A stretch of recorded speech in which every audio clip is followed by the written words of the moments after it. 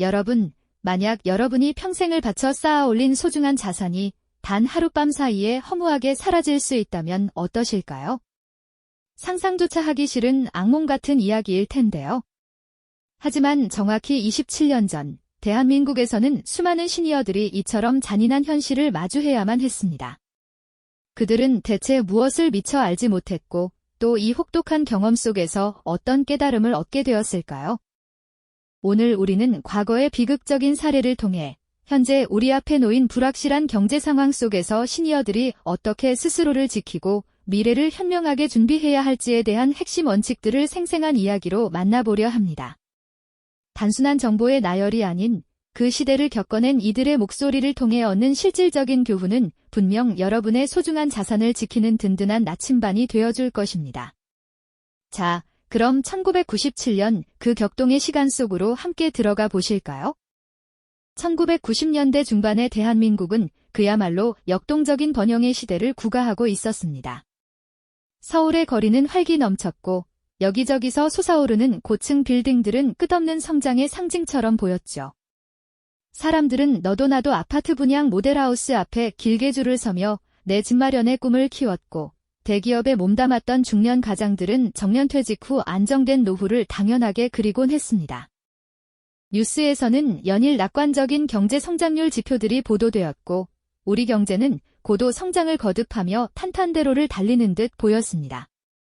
당시 시니어 세대에게 자산 형성이란 대부분 부동산을 중심으로 이루어졌고 기업에서 받는 퇴직연금이나 저축은 든든한 노후 보장의 수단으로 여겨졌습니다.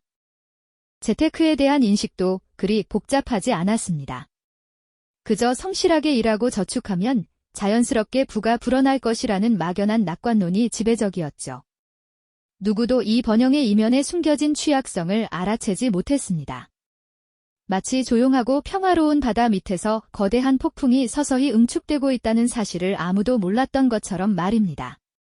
모두가 장밋빛 미래를 꿈꾸며 무방비 상태로 평온한 일상을 보내고 있었죠. 하지만 그렇게 평온했던 일상은 예고 없이 찾아온 거대한 폭풍의 한순간에 산산조각 나고 말았습니다. 1997년 겨울, IMF 외환위기라는 청천벽력 같은 소식은 대한민국 전체를 거대한 충격과 혼란 속으로 몰아넣었습니다. 마치 마른 하늘의 날벼락처럼 그 누구도 예상치 못했던 경제위기는 우리의 삶의 터전을 송두리째 흔들기 시작했습니다. 하루아침에 수많은 기업들이 도산했고 대량 해고의 칼날은 정년퇴직을 앞두거나 이미 은퇴한 시니어들에게도 예외 없이 찾아왔습니다. 평생을 바쳐 일했던 직장에서 갑작스럽게 해고, 통지서를 받아든 이들의 절망감은 이루 말할 수 없었을 겁니다. 부동산 가격은 폭락했고 은행 금리는 무섭게 치솟았습니다. 안정적인 노후를 위해 마련해 두었던 아파트의 가치는 순식간에 반토막 나버렸고 어렵게 모아둔 예금마저도 불안해 보였죠. 은행 창구 앞에는 예금을 인출하려는 사람들로 길게 줄이 늘어섰고 거리에 나붙은 급매물 딱지들은 당시의 참담한 상황을 여실히 보여주었습니다. 국민들은 너도 나도 금 모으기 운동에 참여하며 나라를 살리려 안간힘을 썼지만 경제 전반의 붕괴는 이미 돌이킬 수 없는 흐름처럼 느껴졌습니다. 은퇴를 앞두고 자녀의 결혼 자금이나 유학 자금을 준비했던 시니어들은 순식간에 모든 계획이 무산되는 고통을 겪어야 했습니다. 심지어 자녀들이 직장에서 실직하는 상황까지 겹치면서 노년의 삶은 그야말로 절망의 나락으로 떨어지는 듯 보였습니다. 평생의 안정을 꿈꾸던 시니어 세대는 갑작스러운 위기 앞에서 속수무책으로 무너져 내리는 자신의 삶을 바라보며 깊은 좌절감과 함께 앞으로 어떻게 살아가야 할지 막막함에 사로잡혔습니다. 이처럼 예측 불가능한 거대한 경제 폭풍은 그들의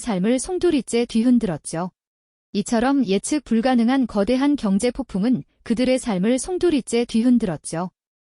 그야말로 갑작스럽게 찾아온 재앙 앞에서 은퇴를 준비하던 많은 시니어들은 갈 곳을 잃고 망연자실할 수밖에 없었습니다.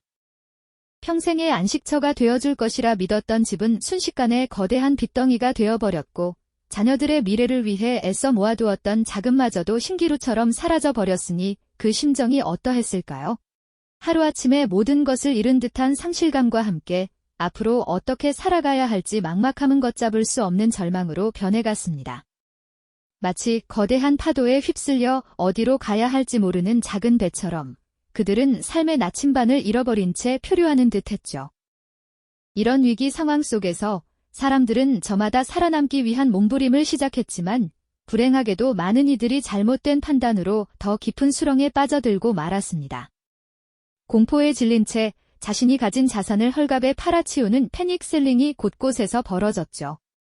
지금이라도 팔지 않으면 더 손해볼 거야 라는 생각에 많은 시니어들이 어렵게 마련한 아파트를 금매로 내놓거나 주식을 바닥에서 던져버리는 아픔을 겪어야 했습니다. 그야말로 투매가 투매를 부르는 악순환이었습니다. 당시의 부동산 시장에서는 반의 반갑이라는 말이 돌았을 정도로 한때는 꿈의 보금자리였던 아파트가 순식간에 애물단지로 전락하는 비극이 흔하게 펼쳐졌습니다. 혹은 이미 손실이 커진 상황에서 한 번에 만회하려는 심리로 무리하게 빚을 내어 투자하는 이들도 적지 않았습니다. 이른바 영끌이라고 불리는 행태였죠. 이번이 마지막 기회다라는 절박함에 고금리의 사채까지 끌어다 쓰는 경우도 있었고, 이는 결국 더 큰 빚더미와 파산이라는 참담한 결과로 이어지는 경우가 대부분이었습니다. 위기 상황에서는 냉철한 판단이 중요하지만 당시에는 공포와 절망이 이성을 마비시켜버렸던 겁니다. 사랑하는 가족을 위해, 남은 여생의 안정을 위해 내린 결정들이 오히려 삶을 더욱 벼랑 끝으로 내모는 비극적인 상황이 반복된 것이죠. 하지만 모두가 그런 선택을 했던 것은 아니었습니다. 극심한 혼란 속에서도 일부 시니어들은 남다른 통찰력과 침착함으로 위기를 헤쳐나가는 모습을 보여주기도 했습니다. 이들은 미리부터 자산을 한 곳에 몰아두지 않고 여러 곳에 나누어 투자하는 분산 투자의 원칙을 꾸준히 지키고 있었죠. 부동산과 주식, 채권, 그리고 현금 등을 적절히 배분하여 포트폴리오를 구성해 두었기 때문에 한쪽 자산의 가치가 폭락하더라도 다른 자산으로 손실을 어느 정도 상쇄할 수 있었습니다. 마치 계란을 한 바구니에 담지 않는다는 속담처럼 이들은 위험을 분산하는 지혜를 실천하고 있었던 겁니다. 특히 현금 확보의 중요성은 아무리 강조해도 지나치지 않았습니다. 위기 상황에서 현금은 그야말로 생명줄과 같았죠. 많은 자산이 급락하는 와중에도 충분한 현금을 보유하고 있던 이들은 오히려 바닥에 떨어진 우량 자산을 저렴한 가격에 매수할 수 있는 기회를 잡기도 했습니다. 이처럼 IMF 외환 위기는 단순히 국가 경제의 위기를 넘어 시니어 개개인의 삶의 깊은 상처와 함께 뼈아픈 교훈을 남겼습니다. 평생을 성실하게 살아왔다고 자부했던 이들이 예측 불가능한 경제 폭풍 앞에서 얼마나 무방비 상태였는지를 처절하게 깨달았던 순간이었죠. 그들은 재테크가 단순히 돈을 불리는 기술을 넘어 삶의 안정과 직결되는 생존의 원칙임을 온몸으로 체감해야 했습니다. 자산의 다변화와 충분한 현금 흐름 확보라는 어쩌면 너무나도 기본적인 원칙들이 그들의 삶의 생존율을 결정짓는 절대적인 요소였음을 뒤늦게나마 절감했던 것입니다. 재산 목록을 보며 한숨 짓는 노부부의 주름진 손, 부동산 경매법정의 삼엄한 분위기 속에서 모든 것을 잃어버린 듯한 사람들의 표정, 그리고 뒤늦게 경제서적을 탐독하며 위기의 본질을 이해하려 애쓰던 이들의 모습은 당시의 참담함을 여실히 보여줍니다. 가족들이 모여 앉아 불 꺼진 거실에서 한숨과 함께 절약 방안을 논의하던 그 어두운 분위기는 많은 가정의 현실이었을 겁니다. 그렇다면 이 혹독한 경험은 우리에게 어떤 지혜를 남겼을까요? 그리고 그 지혜는 오늘날 또 다른 불확실성의 시대를 살아가는 우리 시니어들에게 어떤 메시지를 전하고 있을까요? 그렇다면 이 혹독한 경험은 우리에게 어떤 지혜를 남겼을까요?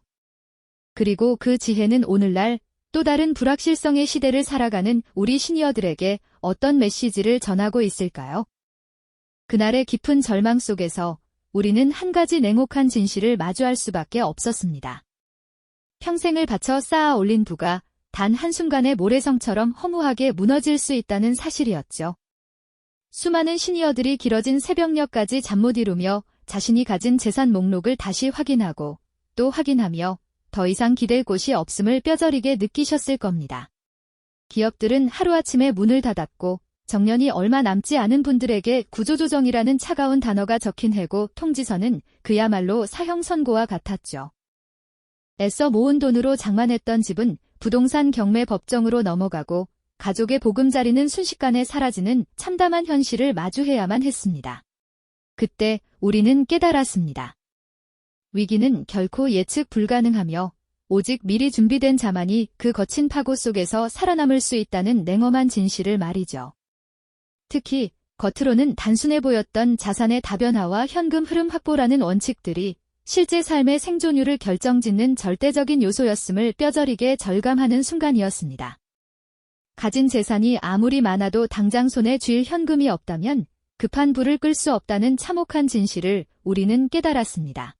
현금은 단순히 지갑 속의 돈이 아니라 위기 상황에서 가족의 생계를 지탱하고 새로운 기회를 포착할 수 있는 생명줄과도 같다는 것을 말이죠. 예측 불가능한 상황에 대비하여 일정량의 유동 자산을 확보하는 것이 얼마나 중요한지 그때서야 비로소 실감하게 된 겁니다. 그리고 모든 자산을 오직 한 곳에만 집중하는 것이 얼마나 위험한 발상이었는지도 깨달았죠. 부동산 가격이 끝없이 오르리라는 막연한 기대를 안고 모든 것을 투자했던 많은 분들이 시장의 급변 앞에서 속수무책으로 무너지는 모습을 보면서 우리는 자산 포트폴리오의 중요성을 뼈저리게 배웠습니다. 주식, 채권, 부동산, 그리고 현금 등 다양한 자산에 골고루 분산 투자하여 위험을 분산하는 지혜가 폭풍우 속에서도 배가 전복되지 않도록 균형을 잡아주는 닭과 같다는 것을 알게 된 거죠. 마치 계란을 한 바구니에 담지 말라는 오랜 격언처럼요. 또한 위기 속에서 수많은 카더라 통신과 불확실한 정보들이 난무할 때 정확하고 신뢰할 수 있는 정보를 얻는 것이 얼마나 중요한지도 실감할 수 있었습니다. 뒤늦게 경제서적을 탐독하고 전문가들의 조언에 귀 기울이며 자신의 자산을 스스로 지키기 위한 지식의 중요성을 깨달았던 분들이 많으셨을 겁니다. 정보의 비대칭성을 해소하려는 노력은 어둠 속에서 등불을 밝히는 것과 같았죠.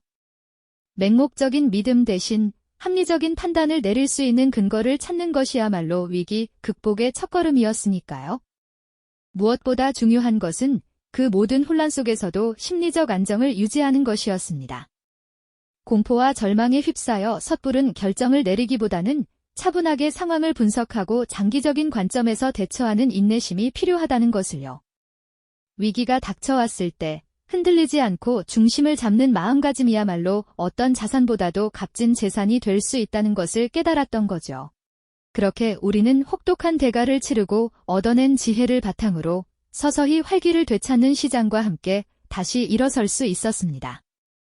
전문가에게 재무 상담을 받는 시니어 부부의 모습처럼 미래를 계획하며 밝게 미소 짓는 그 희망의 얼굴 속에서 우리는 위기 극복의 생생한 수기를 읽을 수 있었죠. 이처럼 혹독한 대가를 치르고 얻어낸 지혜는 단순히 과거의 이야기에 머물지 않습니다. 팬데믹과 고물가, 고금리, 그리고 불안정한 부동산 시장 등 오늘날 우리를 둘러싼 또 다른 경제적 불확실성 속에서 이 원칙들은 여전히 강력한 나침반이 되어주고 있죠. 네, 맞습니다. 27년 전의 그 아픈 경험들이 단순한 과거의 이야기가 아니라 지금 이 순간 우리를 둘러싼 팬데믹과 고물가, 고금리, 그리고 불안정한 부동산 시장 같은 새로운 경제적 불확실성 속에서 더욱 강력한 나침반이 되어주고 있다는 말씀이셨죠. 마치 거친 파도를 헤쳐나가는 배가 낡은 해도와 최신 GPS를 함께 활용하듯이 과거의 지혜는 오늘날 우리에게 새로운 항해를 위한 필수적인 도구가 되어줍니다. 단순히 이론에 그치지 않고 삶의 현장에서 혹독한 대가를 치르며 얻어낸 이 지혜는 우리가 재정적 폭풍우 속에서도 흔들리지 않고 중심을 잡을 수 있도록 도와주는 강력한 버팀목이 됩니다. 그렇다면 IMF 위기라는 거대한 재앙 속에서 우리 시니어 세대가 피할 수 없었던 교훈은 무엇이었을까요? 그리고 그 교훈들이 오늘날 우리에게 어떤 실질적인 재테크 원칙으로 작용할 수 있을까요? 가장 먼저 우리는 현금 흐름의 중요성을 뼈저리게 깨달았습니다. 아무리 많은 자산을 보유하고 있더라도 당장 현금화할 수 없다면 급박한 위기 상황에서 속수무책이 될 수 있다는 것을요. 마치 아무리 큰 저수지를 가지고 있어도 가뭄에 물이 흐르지 않으면 무용지물이 되는 것과 같았죠.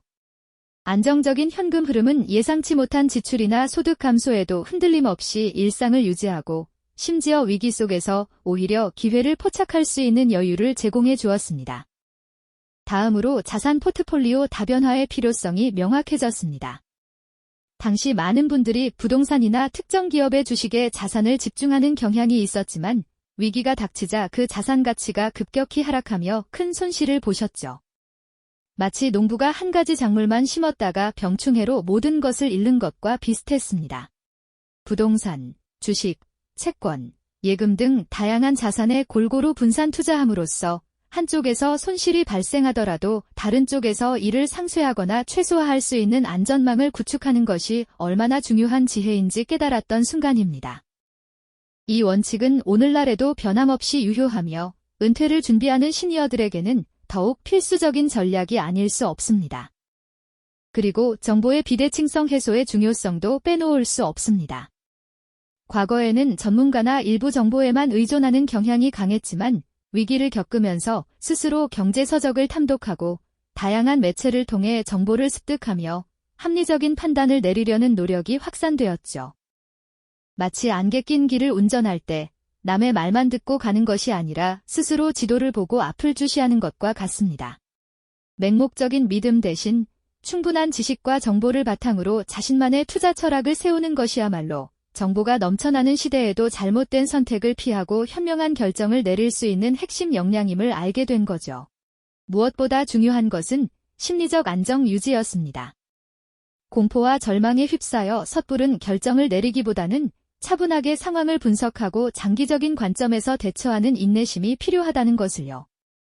위기가 닥쳐왔을 때 흔들리지 않고 중심을 잡는 마음가짐이야말로 어떤 자산보다도 값진 재산이 될 수 있다는 것을 깨달았던 거죠.